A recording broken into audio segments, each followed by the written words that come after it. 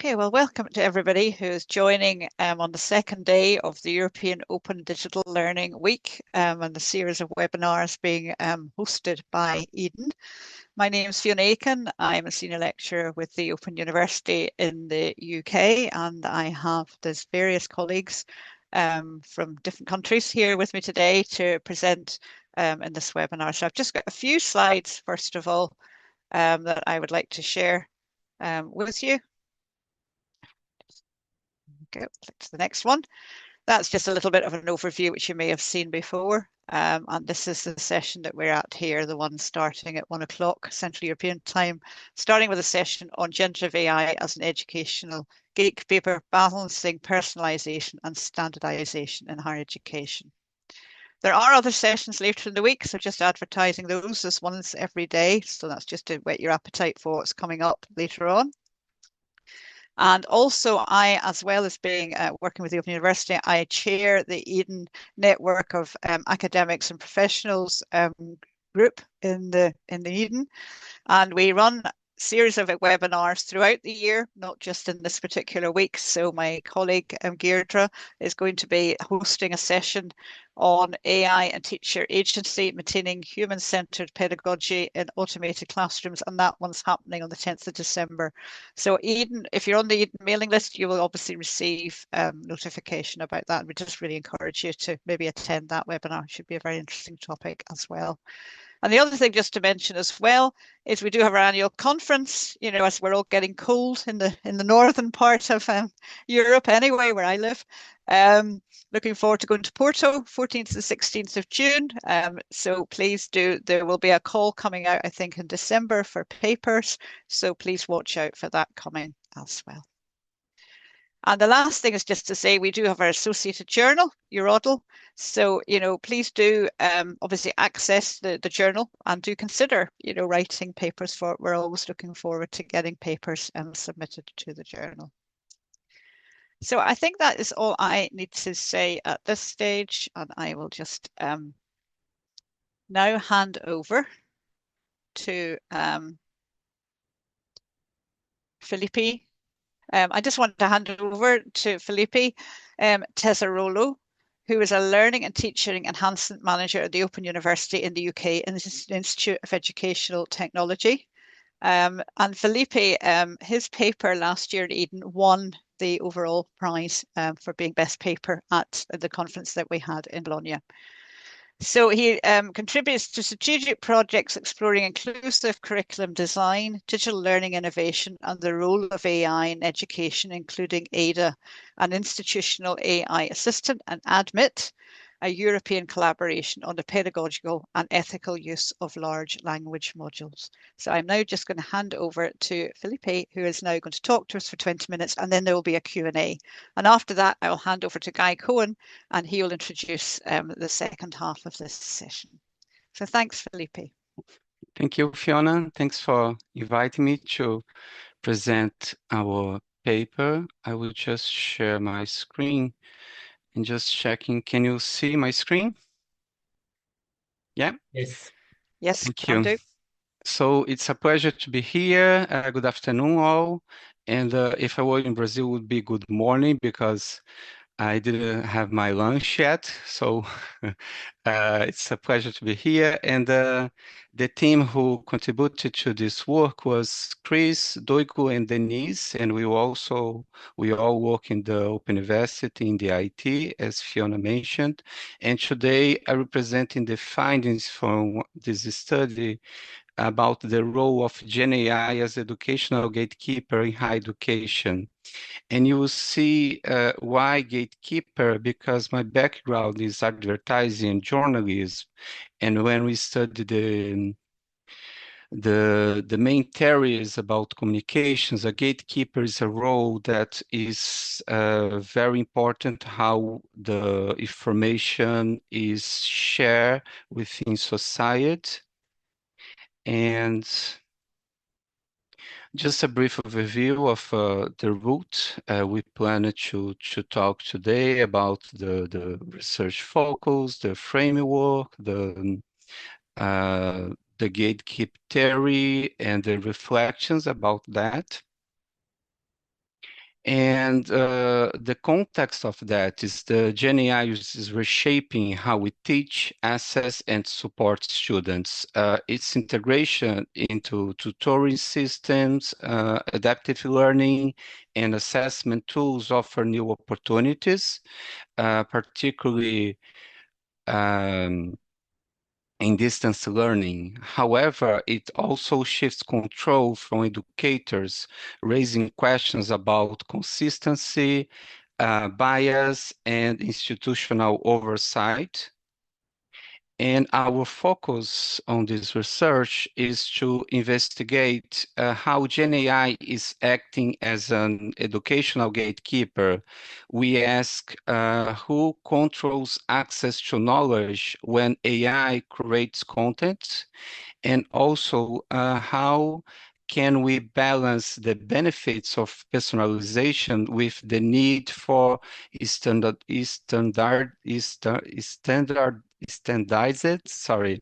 and rigorous academic experience.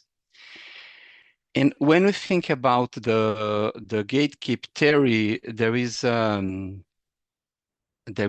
theory about introduced by Elie Pariset in 2011 regarding the filter bubble, and this explains how algorithms personalize our online experiences, showing us what they believe will keep us engaged. And this selective exposure creates narrow information bubbles where users hardly encounter diverse or challenging viewpoints. For example, when you go to platforms like YouTube, this can have a worrying consequence. For example, a child might begin with harmless cartoons, but the recommendation algorithm driven by clicks and watch time can lead them to step by step toward to more extreme challenge videos, for example, including risk behaviors presented as harmless fun. Here, engagement is the only guiding principle that can recommend video after video for this audience. And when you think, for example, about Netflix Kids, this operates with strict editorial boundaries because all the content there is pre-approved, age-rated, and filtered according to parental controls. Yet, even there, personalization shapes the child's viewing world, reinforcing certain tastes and narrowing exposure to new ideas. Together, these examples show both sides of algorithmic curation, its ability to tailor and protect, but also to limit and distorts. This duality offers an important parallel when we're thinking about education in AI systems and how they might filter knowledge, guide attention, and influence learning. So the gatekeep theory comes from the communication and media studies and examines how information passes through layers of selection before reaching audience. Traditionally, editors, journalists, and producers made those decisions, shaping not only what we saw, but how we understand the world. With the rise of algorithms, these decisions have become automated. Algorithms act as a new gatekeepers, sorting and ranking content based on patterns of engagement or predictions rather than editorial judgment. In education, a similar process is now emerging. When GenAI selects, summarizes, or adapts content for learners, it effectively performs as a gatekeeping role, determining what knowledge becomes accessible, what remains hidden, and how information is framed. This raises fundamental questions about control, transparency, and academic integrity. So for doing that, to do this research, we used a comparative framework analysis combining three types of data: academic literature, institutional reports, and case studies of GenAI in education. This allowed us to explore how authority over content is shifting from educators to algorithmic systems and how this affects learning experiences. So when we think about the emerging applications of GenAI, here are some examples that we present on the papers. So we have AI tutoring systems like Braining that they personalize learning real time. We have question and Q&A boards to help students access model information.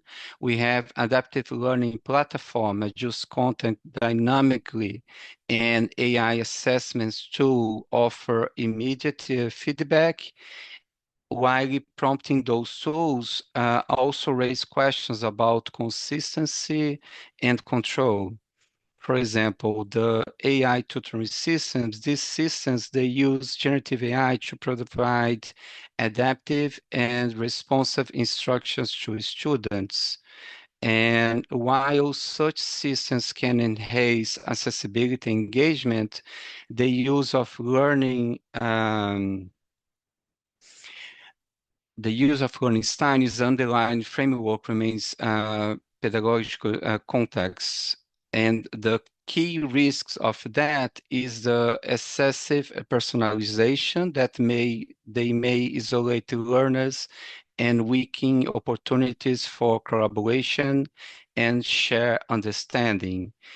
When we think about the Q&A chatbots, they have the benefits to reduce staff workload and improves real-time support, but at the same time, the accuracy and reliability of response depends on data quality and model design, leaving room for hallucinations or misleading answers and limited transparency about data sources. When we talk about, for example, adaptive learning, the benefits of that it's offer flexibility and efficiency, potentially improving inclusivity, but also may lead to curricular fragmentation, where different students receive inconsistent explanations of core concepts. And the automated assessments, the benefits for that is faster marking and more frequent formative feedback, but also bias in training data can produce unfair results, and AI detection tools remain unreliable with with high false positive and false negative rates. So with this, we identified some challenge, the content control, the GenAI, that the AI may reinforce bias or produce inaccuracies. When we talk about standardization versus personalization, while personalization promises tailored learning, it risks also fragmenting curricula, producing consistent explanations of the same concept, and reducing pedagogical coherence. Without clear oversight, students might follow diverge learning paths that no longer align with institutional standards.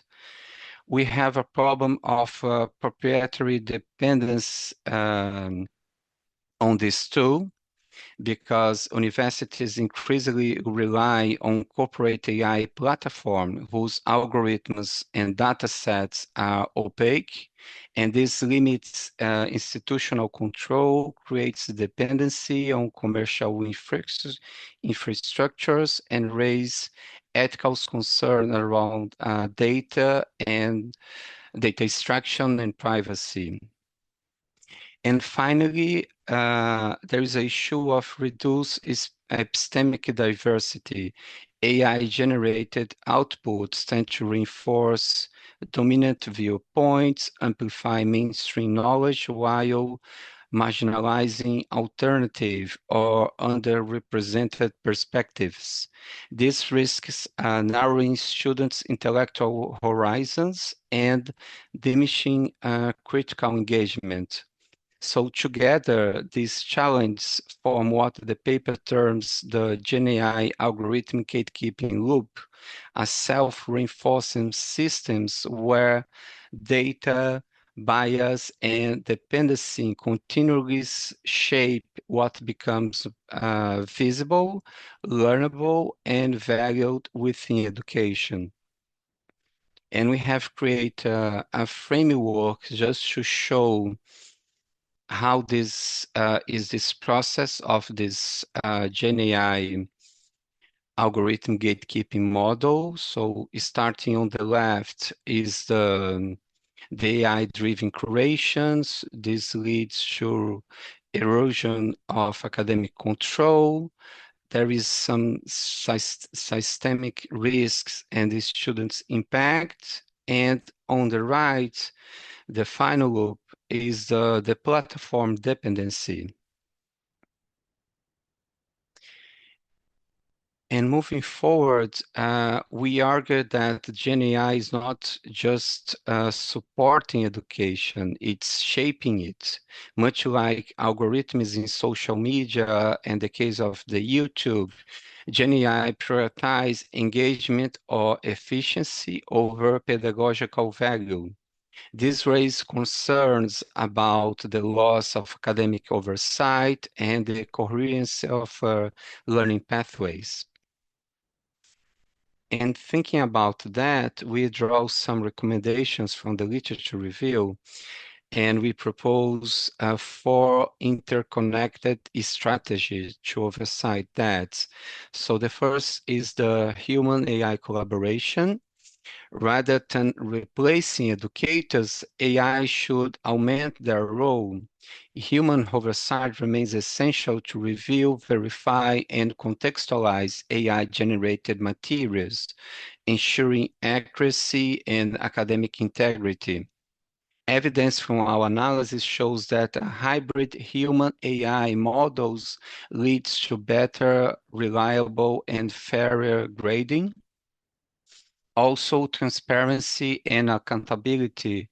Universities must develop clear governance mechanisms, including via audits, explainability requirements, and ethics committees to monitor how AI systems operate. This moves institutions beyond reactive policymaking towards proactive and responsible use. AI literacy is also important. Both staff and students need the critical skills to evaluate AI outputs, question reliability, and understand limitations. Training in prompt design, data awareness, and ethical reflections helps reduce over-reliance on automation and support critical engagement with AI tools. And also an open infrastructure. Institutions should invest in modifiable open source AI systems to reduce dependency on proprietary vendors. This approach protects that data sovereignty and ensures educators retain control over how AI technologies are integrated into teaching and assessment.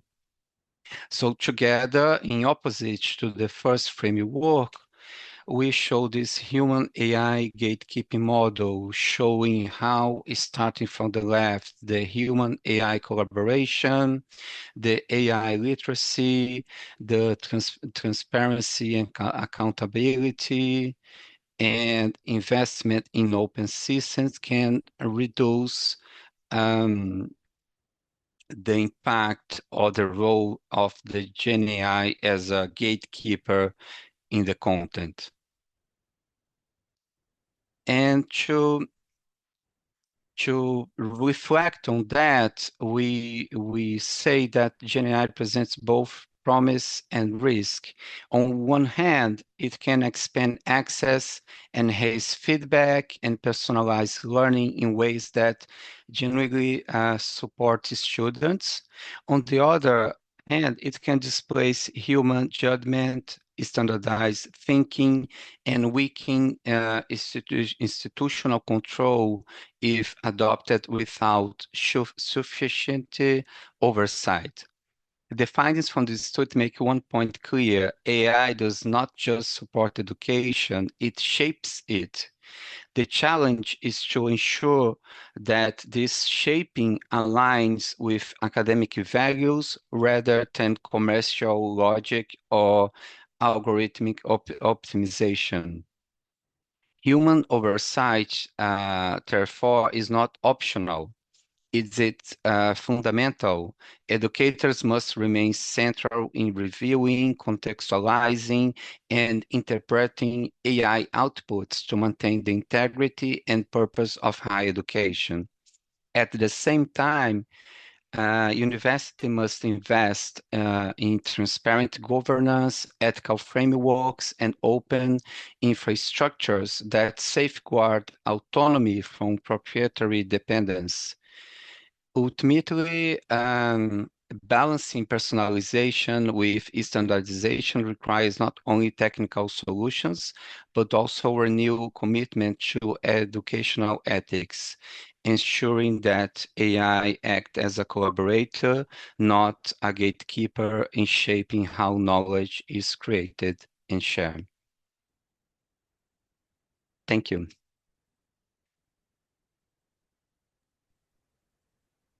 Thank you very much, Felipe, for a very lots to think about, I think, there for everybody. So the way we're doing the Q&A is there is a Q&A button. You'll see that there. And if anybody has any questions, if you want to type them into there, and then Felipe will either answer them. You can either do them verbally, Felipe, or you can, just type a response. There's no questions there that I can see at the moment, but we'll just maybe give people just a little bit of time in case they do want to type some questions.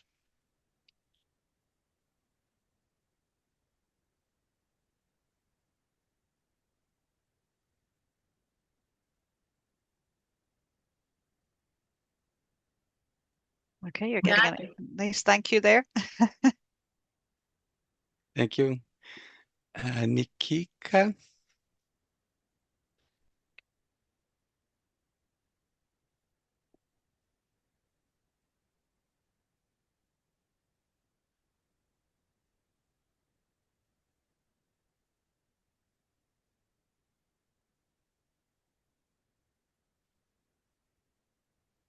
Okay, well, if there's no other questions, I think then, well, I'll just thank Felipe. I think that was a really interesting talk, covered so much. And I think, yes, your frameworks that you've got there and the ideas of gatekeeping has certainly got me thinking about a lot of things. So thank you very much for sharing that with us. And I will now hand over to Guy, who is going to run the rest of this webinar. Thanks. Yeah. So thank you very much for both of you. And thanks all of you who joined lively. Nice to meet you all, and also to the people who will see us afterwards in the recording. So my name is Guy Cohen. I'm from Tel Aviv University, and today, surprisingly, we are going to talk about GenAI.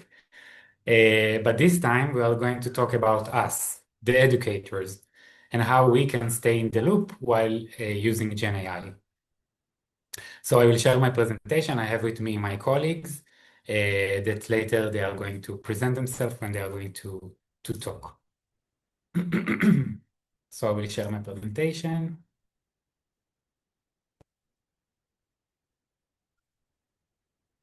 Yeah, so before I will start to talk about our topic, I just want to say a huge thank you to Eden, and I encourage all of you to join to Eden as members. The network has lots of activities which are open and accessible to all of us and are relevant, as Fiona showed us earlier. So I really recommend you to join, to be a member. You can be individual member, but also the organization can be a member. And it's very important to support this network. So as I said, we are going to talk today about how to keep us, the educators, in the loop, and how to build meaningful human-AI partnership in education, whether it's higher education or whether it's schools or even other organizations that deal with learning and instruction. And as you probably know, GenAI entered our life and changed the way we teach and learn. And not everyone respond the same to this. Stop using ChatGPT! I gave you study sets to actually learn something, do you hear me? Oh, man. I can't do this anymore. Stop using ChatGPT! I gave you study sets, it actually helps! You don't listen! So, as you probably noticed, it's this video made by GenAI, and it only showed one side of educators who really refuse to adopt GenAI in their instruction. And on the other side, we can see instructors which use GenAI in the whole process. So in this picture that's also made by GenAI, we see the lecturer who made or the teacher who made the assignment by the AI, the student who complete the assignment with AI, and also the teacher again grade the assignment with AI, which represent that there was no human in this loop. And we believe we should choose the middle between, because we have some evidence from research right now that GenAI hold a strong potential to enhance our learning and our student learning, which is the most important thing. Personalization, optimization of the learning process, increasing motivation and engagement, which is super important, enhancing skills, and also to create new learning material. So this is only few parts where AI can enhance our learning, but the challenge, the most important challenge is to keep us, the educators, in the loop. We have lots of knowledge and we have our pedagogical values. So it's important to understand how we should keep ourselves in this loop. So basically what we are going to do in this very short workshop, and we have some limitation, we have the Q&A, and later on you will have a Padlet, but what we will try to do is to answer the question how to identify when GenAI pushes the educator out of the loop, how to design meaningful GenAI supported practices without losing the educator role, and how to assess whether these practices really works. And what we want you to take away from this mini workshop is to live with tools that will help you to design and evaluate whether the practices that integrated AI still keep you in the loop, that you still have meaningful educator involvement. You can be the instructor, you can be the teacher, you can also be learning development expert. So we hope to give you some practical tools based on research, of course. It's important to say this workshop is a result of two European projects that funded by the European Union. The first one is Empathy, where we collaborate with very important and dear colleagues around Europe, which some of them join us today. And in this project, what we are trying to do is, first of all, to assess what are the needs of educators in Europe, and then to build open online course about AI in teaching. I put some of the links for our social media and website. You can the QR code, and I really recommend to follow our channels, because we are publishing free materials that you can use, and also our online course will be soon published, and also set of practices that you can use tomorrow in your instruction. The second one is effective. This project, we are trying to understand how to measure the effectiveness of teacher training, educator trainings that deal with digital competences. So again, here we have free resources that you can use in order to assess whether your own teaching or even whole training was effective. So again, I really recommended to follow our channel, because we have open access material that you can use. And again, thank you for the European Union for supporting these two important projects. So the team in this workshop, we are several experts from Tel Aviv University, from School of Education, and from the Health and Medical faculty here. And also, this workshop is in partnership with our UNESCO chair in technology, internalization, and education. So this is also important to say. And later on, I will give them the floor. I will give them the floor. And so it's Anat, Alla, Ran, Merav, Adi, Chen, and me, and I, and how it's going to work. So we have three parts to our workshop. And it's going to be according to a framework we developed, which is called CBA. First of all, how to identify the channel, then how to bridge this gap, and then how to assess whether it really makes some impact in your classroom.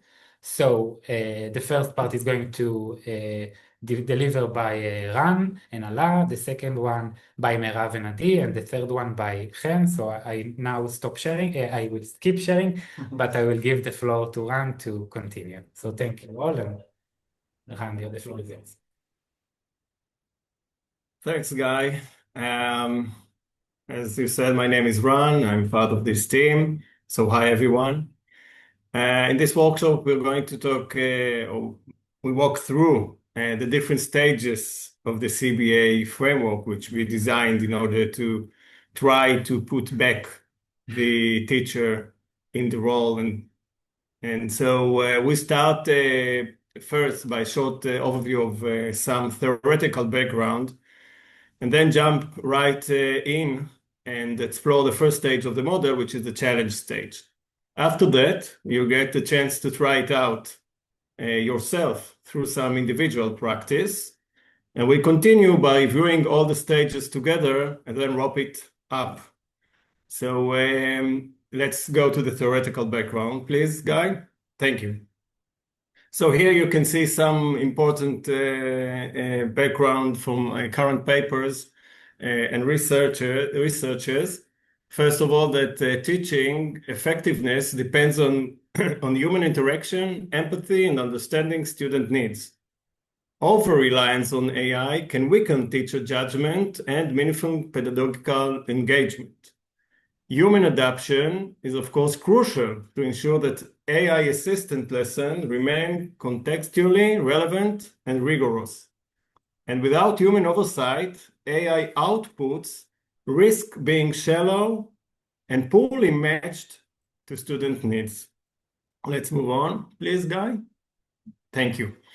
So if we sum up some of the researchers, we can see that the AI needs to be augmented with our perception of how to deliver our courses, our lectures, and our educational resources.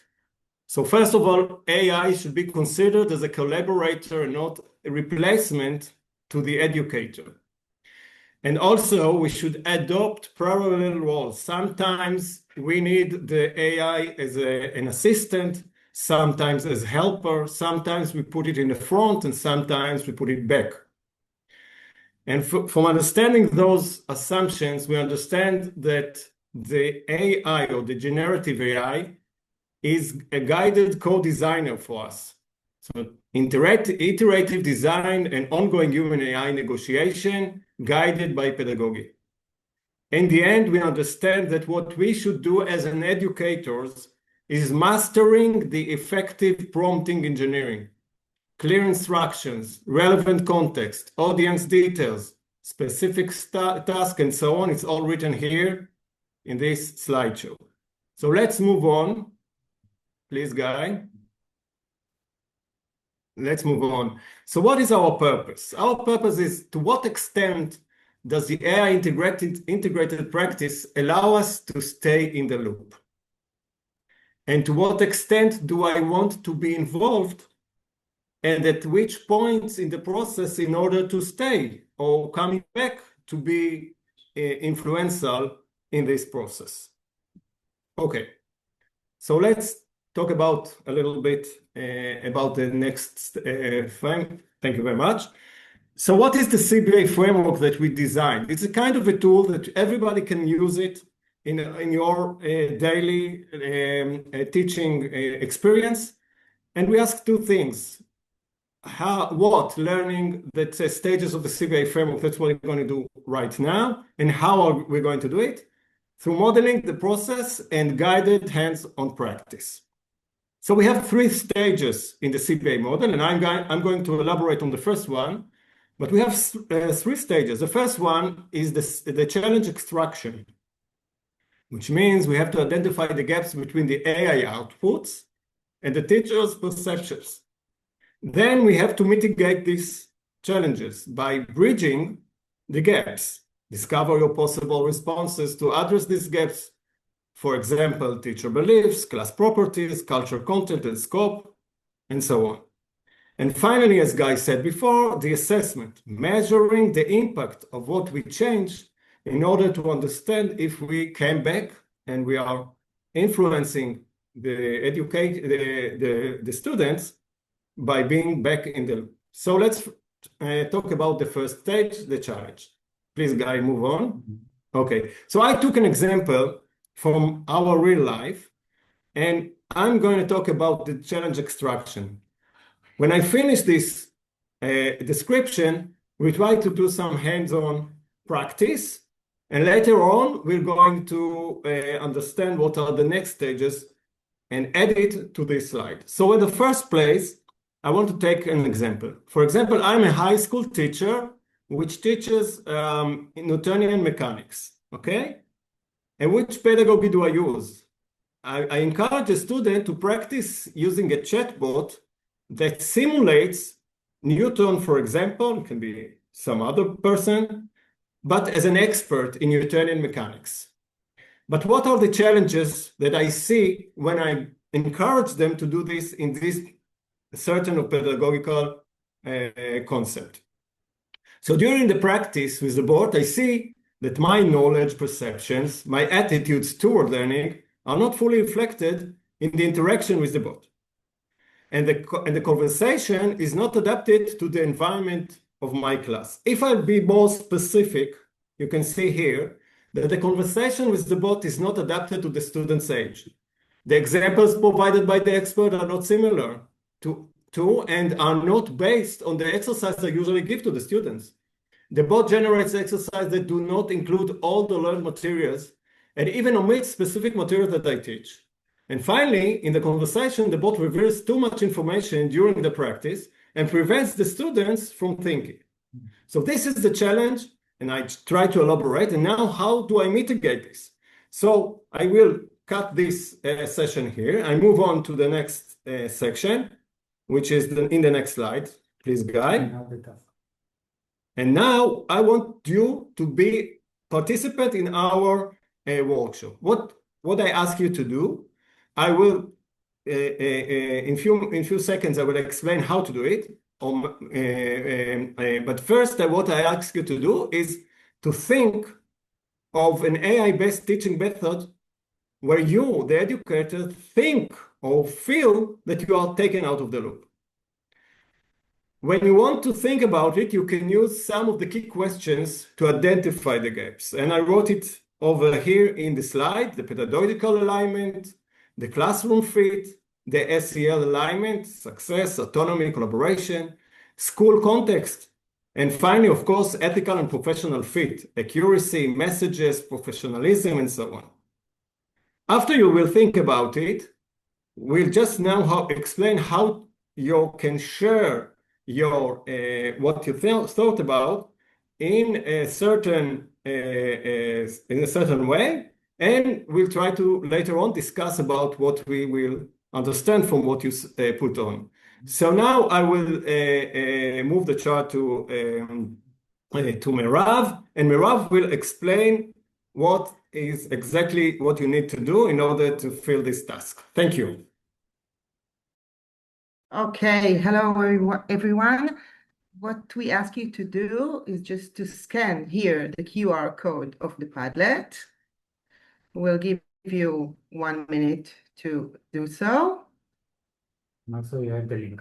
Also, you have the link below. You can copy the link and type it, and then just enter the Padlet. Mm-hmm.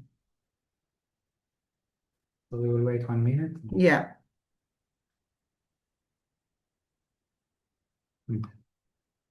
Chat.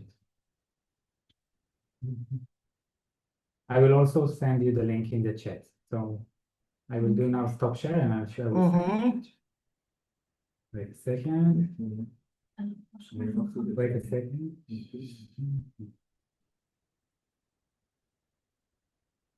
Tell me, I share the Padlet. No, we cannot send it. So sorry. So just in the Q&A. Yeah. Okay, so here I am sharing the Padlet. I just press here the plus, and then I write my name, and then I write here the challenge. Okay, I'm a high school teacher. I teach Newtonian mechanics, create a bot for an adaptive Newtonian mechanics instruction with the goal of building problem solving, intuition, and ensuring full coverage of all concepts. Just take the line. Take the line of the Zoom up so they can see the how to. Okay, I just press publish, and then you can see the post. Okay. Because they don't see the plus. Okay. So we need to. Okay. Okay. Now everyone can see the plus. No, take it off. You just press here. No, we don't see it now. No? Oh, now we can see it. Okay. So stop them. Yeah, I stopped sharing now. Yeah, so Now I'll just share the presentation. see the link. Yeah. You have it on.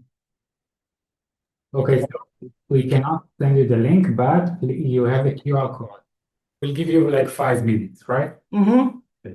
So try to think again about challenge that you had or you think you will have while integrating GenAI into your instruction. Okay, thank you, Ran.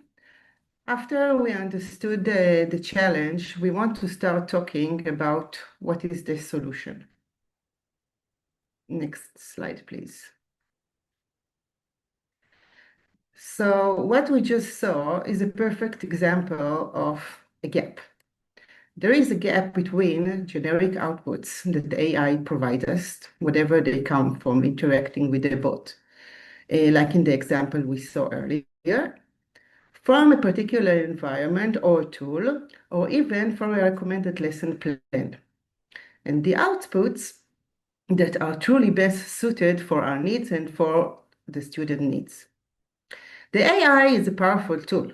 It can give us a lot of information, but it doesn't know our classroom. It doesn't know our student. It doesn't know our specific lesson goal, and it doesn't know our why. Next slide. Yes, next slide. So what actually happens is that the AI activated its AI capabilities, and it gives us a generic answer that is good enough. And sometimes, as you mentioned, the answer even looks perfect, detailed, and creative, even after we specify our class needs to it. But here we must ask the key question. Does this output, good enough or even perfect looking, truly lead to meaningful learning? Does it really meet unique needs of the students on the ground? Next slide, please.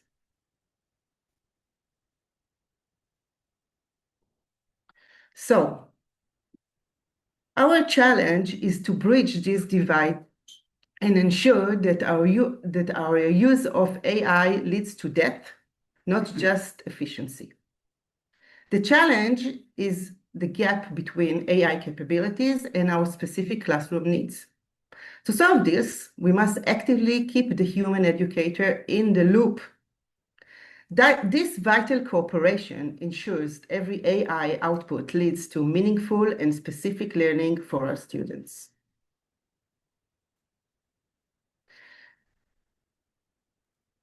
Next slide, please. These are really two questions that have the same question. How can we stay in the loop?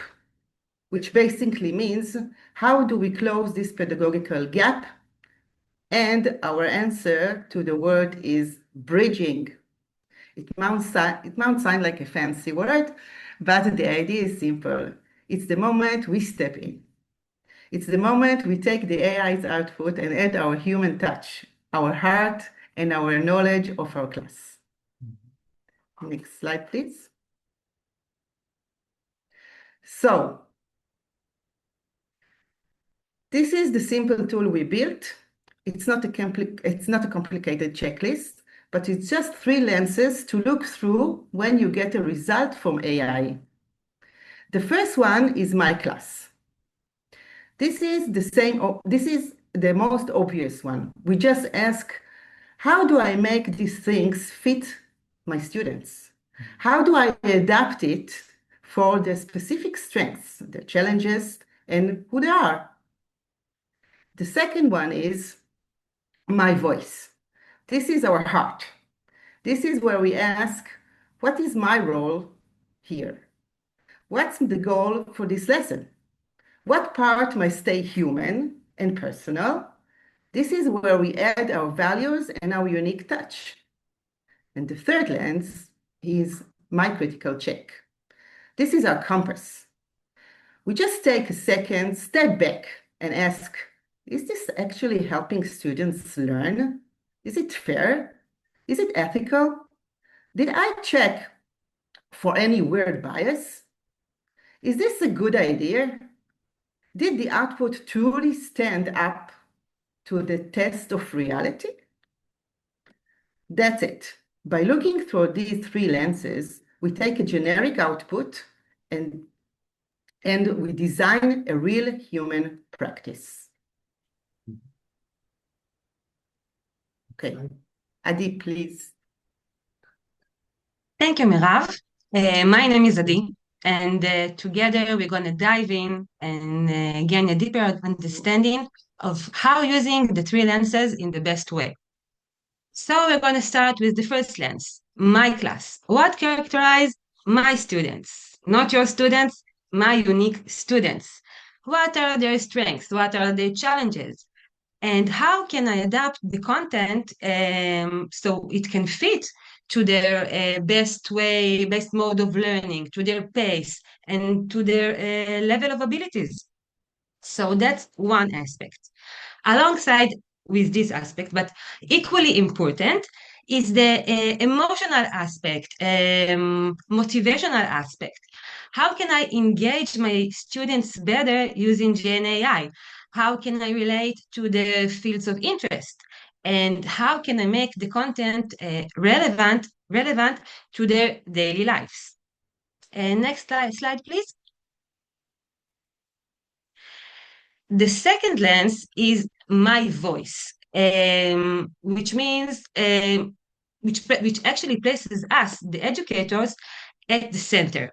We are the leaders and designers of the learning process. We want to define for ourselves what are the learning goals, which skills we aim to develop in our students, and which educational and cultural values we wish to promote. We also decide which part of the lesson we will dedicate to working with the students who need our support. In this way, we transform the lesson provided by the AI into a lesson that truly reflects who we are. Next slide, please. And finally, lens number 3 positions us as the gatekeeper of the classroom. At the educational level, we must apply critical thinking to all GenAI outputs and ensure that they are reliable and fulfill the pedagogical goals and objectives we defined. And at the ethical level, first, we must ensure that our students know how to use critical thinking when they work with AI. And to do this, we can guide them to ask the AI for evidence that supports the information it provides, or to compare the AI's outputs with a human-generated one. And beyond that, we must ensure that students know how to use AI responsibly. For example, to identify and deal with bias. All of this can be achieved by holding an open discussion with the students about ethics and about critical thinking. Thank you, Guy. Next slide, please. Now I would like us to look at the example that Ran presented earlier, which demonstrate the use of the 3 lenses. So, and on the left, you can see a prompt that was not designed according to the 3 lenses, while on the right, you can see a prompt that was constructed using them. And if we're going to take a look at the My Class lens, which is written in pink letters, we can see that it's expressed by My Class's specific needs. In this prompt, there is a reference to students' abilities in math, to the language register, and to the students' specific areas of interest. As for My Voice, which is written in blue letters, we can see in the prompt here that the focus is on developing problem-solving skills through the use of scaffolding and personalized student support. The teacher actually defined the bot here. He wants it to be a Socratic guide. So it's his voice. It's what he wants to do. And finally, my critical check, which is written in light blue letters, is expressed by how I verify that my students know how to use AI responsibly and ethically.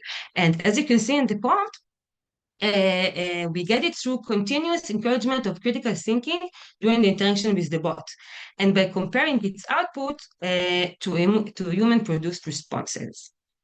Thank you, Guy. Next slide, please. Merav? Yes.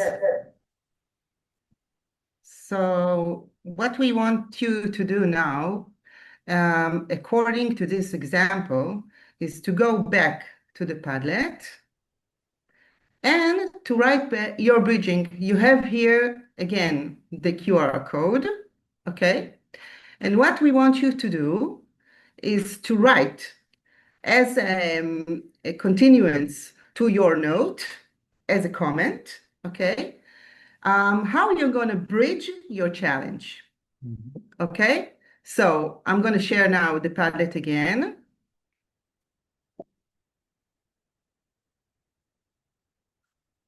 And thank you for everyone that wrote in the Padlet. You did an excellent work. Okay, thank you so much.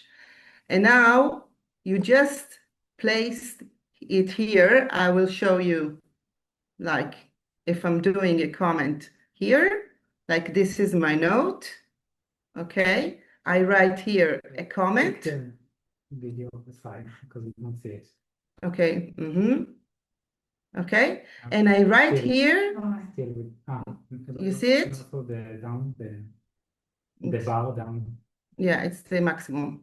Okay. Okay. And I write here as a comment, I write the bridging, how I'm going to bridge the challenge. And then I just press up here. Okay. So write your bridging as a comment to your own note. Okay. You just place it here and you just type how you're going to bridge your challenge. Okay, I hope it's clear enough and good luck. So put on. Yeah. Okay, so I will share again the code, and if you have questions, you can type it in the Q&A.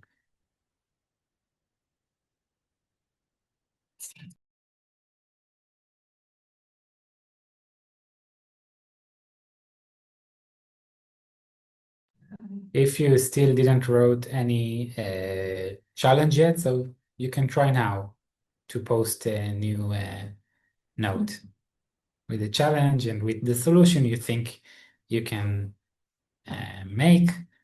And we suggest the design length, my class, my voice, my critical check, but if you have other ideas, feel free.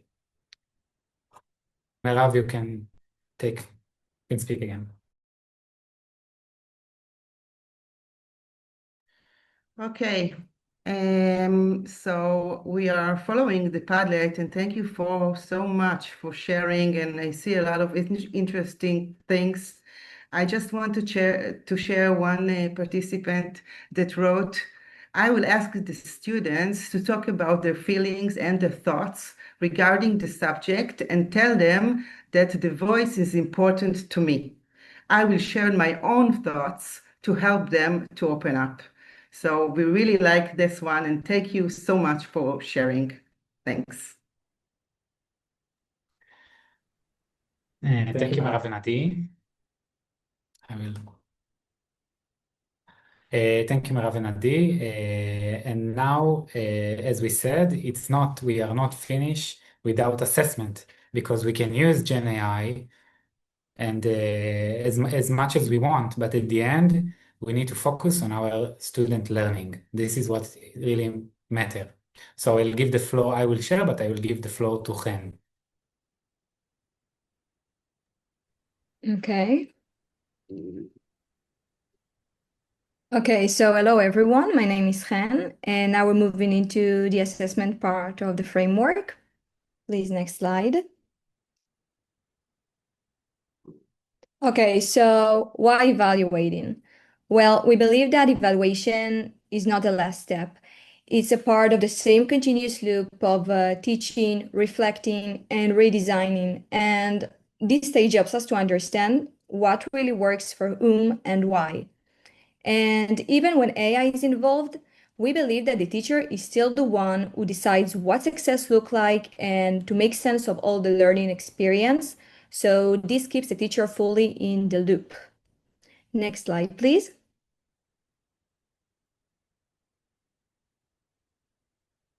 Okay, so after we discussed the importance of evaluation, we need to ask ourselves whether our practice really worked as we planned.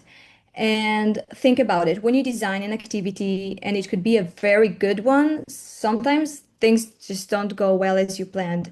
It could be because of students respond differently. Sometimes the AI behaves unexpectedly, or sometimes, the learning just takes a new direction that was unexpected to you.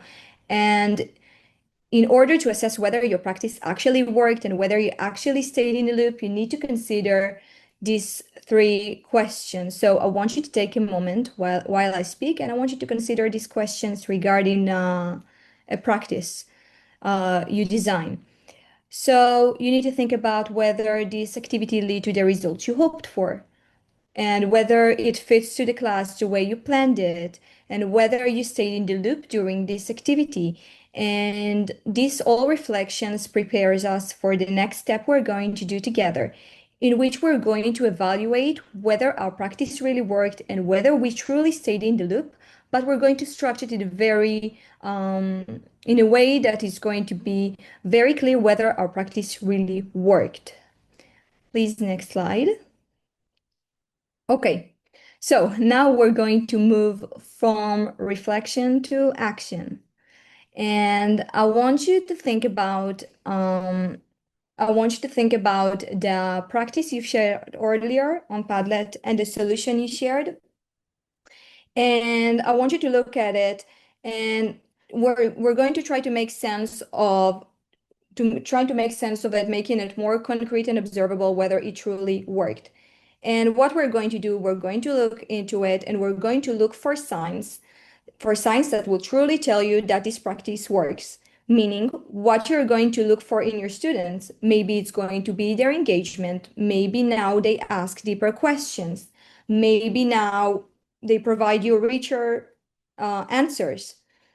And you need also to tell us, how could you observe these signs? Meaning, maybe it could be you're going to do a quick check-in. Maybe you're going to observe them during an oral presentation, maybe. So think about it. Look at the challenge you provided and the solution, and please add a comment relating to which signs would tell you that this practice worked and how could you observe them meaningfully. You have 5 minutes to do it. Yeah. And if you have any questions, you can send us in the QA. Yeah. And also, I want you to bear in mind that staying in the loop means you, not the AI, define what counts as success and how to recognize it. It's really up to you. So let's take a 5 minutes, and I'm here for you if you have any question.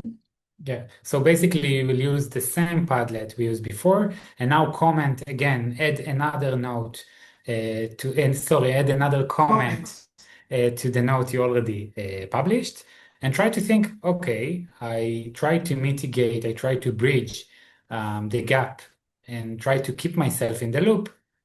And I use this AI practice in my class, but how can I measure that it was effective for my student learning? So Yeah. try to think, and then we will discuss about it. Okay, shall we move on? Yes. Okay, you can skip to the next slide. Okay, so now that you've all, this one. So now that you all shared some examples of how success look like within your own context, now we're going to zoom out and place this kind of thinking within an evaluation structure. Go back. Yeah. So we're going to take this framework, which was created by the Affective framework. Sorry, it was created by the Affective, and it was slightly adapted to evaluate any learning experience across 4 levels. By the way, it was this framework is based on the Kirkpatrick model. So each one of the practice, like the one you shared, can be assessed by this model. So let's go over it. The first level, which is the most basic one, is reactions, how students experience the activity. And it can refer to maybe their engagement, maybe they felt frustration, excitement, etc. And we can evaluate this by looking how they feel, maybe emoji rating, maybe exit ticket, that can tell us how they react regarding the practice. Then we have level 2, learning and attitudes, what students can do or explain now. Meaning after we applied the practice and we taught them maybe a new skill or maybe a new topic, now we want to assess that they actually can tell us what they learned. And usually we're doing this right after we taught them the subject or sometimes sooner. And we can do that by asking them to explain the idea in their own words, maybe apply a skill, short written or oral response. And I can already tell from the examples you shared that some of you usually assess these 2 levels. But the third and the 4 are important as just as the first and the second ones. The third levels refers to changes in behavior, how learning shows up over time, how it affects their behavior in terms of in terms of maybe what happens in future lessons. Maybe now they can ask deeper questions. Maybe now they can use the strategy independently without the chatbot. And regarding the fourth level is the impact. Now we're looking for broader shifts in the classroom culture or practice. Now we're looking wider at maybe looking at the whole class. Our discussion now, for example, becoming more student-driven. Maybe the class are more curious now regarding the subject we teach. It's something broader. So all of the four levels are important, and we can use them to assess a practice, but it really depends what we want to understand. If we want to understand their reaction, maybe the learning, maybe we want something wider, like changes in behavior and impact. It's really up to us what we want to understand regarding our students. And by applying this, it's keeping us in the loop. Next slide. Okay, so this will make things even clearer. Let's take the example from the previous stages, and now let's look into it regarding the assessment lens, okay? How can a teacher tell that this specific practice really worked? Well, in this case, students are now applying the Newton's laws by their own independently in different tasks. And we can tell that, for example, now they're solving a fresh physics problem or explaining a real world scenario without relying on the chatbot. So here we see a real difference. Now they're not using the AI anymore. They are very independent. They apply the knowledge and the skills they acquired by practicing this skill. So we can assume that this practice was effective. And Next this is slide, the same please. example we shared with you before. Yeah. The example Ran shared, and then how we bridge it, and now how we can assess it. Yeah. Next slide. So let's take this example and try to apply it across the framework of all four layers. So regarding the reaction, we might look for our students curious, engaged, or frustrated while talking to the Newton. That's an option, and we can do that by asking them, how does this feel? Or maybe provide them an exit ticket so we can assume how they felt after having this practice. Now let's look at the second level, learning and attitudes. We may want to look on, can students now explain the Newton's laws more clearly after the activity? Maybe we can ask them to explain these laws in their own words, or maybe we can ask them to solve a physics problem that is based on Newton laws. It can also tell us if they acquire the knowledge after completing this practice. And then we can move to changes in behavior. Maybe we want to look for how students apply Newton laws more confidently on their own in new tasks. But we do it sometime later, not right after completing the practice, but sometime later. It could be maybe a few weeks later or month. And we can observe how they solve the problem a few days later and ask deeper physics questions. That's an also option. It could be more complicated. And as I said, the timing here is really relevant. Okay, that's the difference between the learning and the changes in behavior. It takes some time, and here we go deeper because it actually changes their behavior.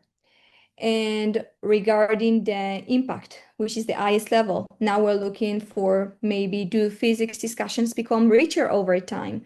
We can compare class discussions from earlier to what's going on now. Maybe it becomes maybe now they show more curiosity regarding the subject, and it actually influenced the whole class culture. Next slide, please. Sorry, go back. Sorry.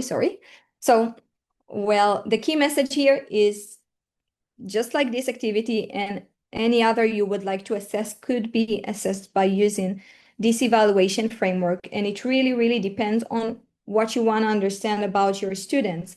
And also the timing here, as I said, is very, very important because some of the things could be assessed right now and some things could be assessed later on.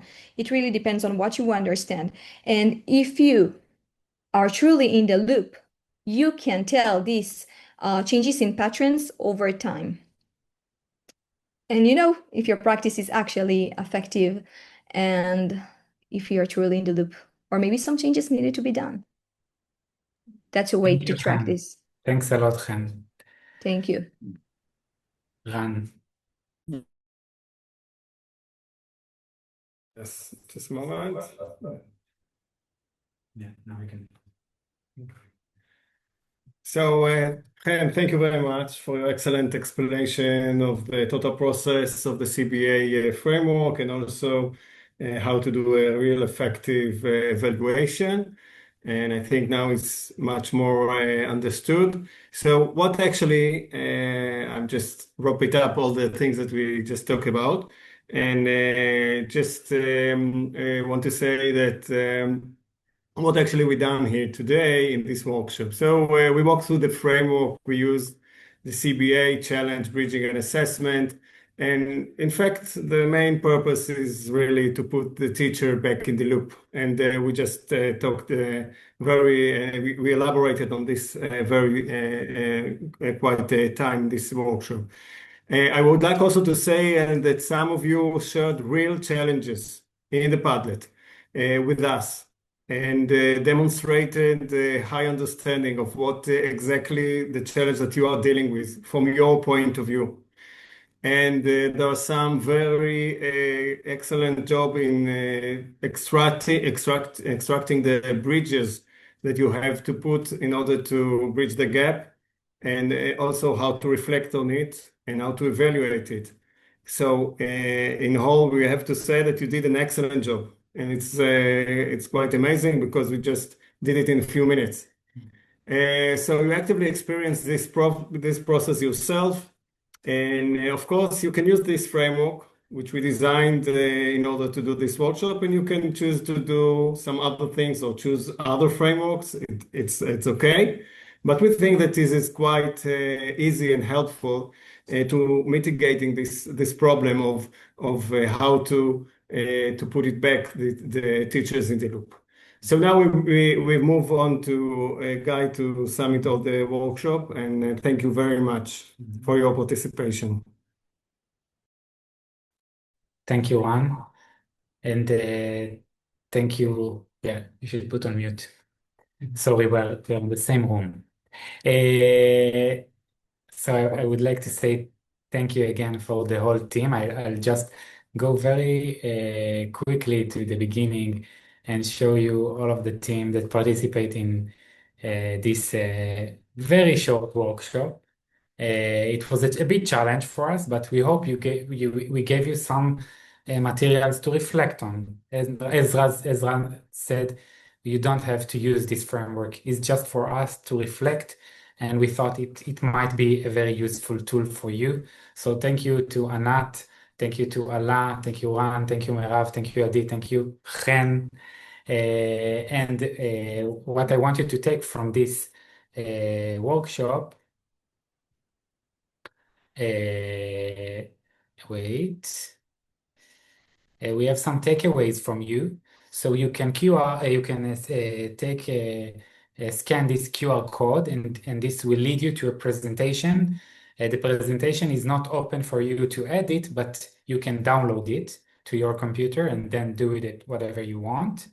So this presentation is yours.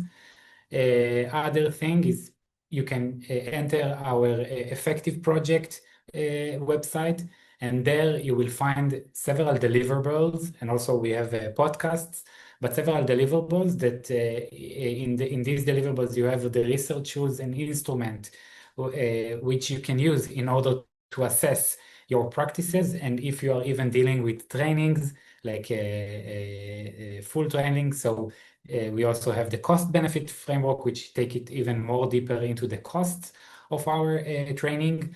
And the second thing is please follow our AI empathy social media and website, because soon we will publish our first handbook, which is a cost country analysis and literacy framework.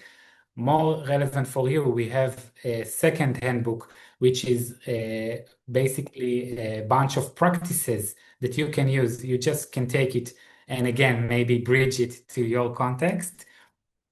And the third thing is that we are going to publish in the coming months our open online course for educators how to use GenAI into their instructions. So please follow our networks, social media, and also our channels, and also our website. And you are free to use it. It's free resources, and it's all for you. Before I give you the floor for the Q&A, I would just would like to say again, as Fiona mentioned, that we still have, first of all, to thank Eden again for this opportunity, and also to tell you that we still have some events during this week, so you can join them. And to say again, thank you very much. I put my email, but we have the whole team. So you are more welcome to contact us if you want. And now I will stop share, and this is the time if you have questions. And again, thank you for the whole team, and feel free to ask questions if you have. So thank you all. Thank you, Guy. Thank you. So let's see, and let's wait and see if we have some questions. On behalf of Eden, I'd just like to thank you, Guy, and all the team for a very interesting session. I found it very interesting. So I think, Thank yes, you, that's a Fiona. framework we can all be using. So thank you. And Thank thanks you. obviously to Felipe earlier for his talk as well. I think we've had a very thought-provoking, anyway, for me, an hour and a half. So hopefully everybody listening has also found the same. So yeah, we have one comment from Hassan. Hassan is our coordinator for AI empathy. So we want to thank all of you for joining us, and thank you, Hassan. We really appreciate that you joined this webinar, and also Miroslava here. So thank you all. So yeah, I think we can. I don't see any other questions, so we can maybe. Okay, well, I'll just promote tomorrow's session, just to remind everybody. You will get links, coming through from Eden, but there's one tomorrow at 12:30 Central European time on co-creating the future, human AI partnerships and curriculum design, teaching and learner support. So if you've enjoyed this session, please do plan to join that one tomorrow. And I'll just thank everybody for coming today. Thank you very much. Thank you Thank very you, much. Fiona. Thank you for having us. Thank you. Bye-bye.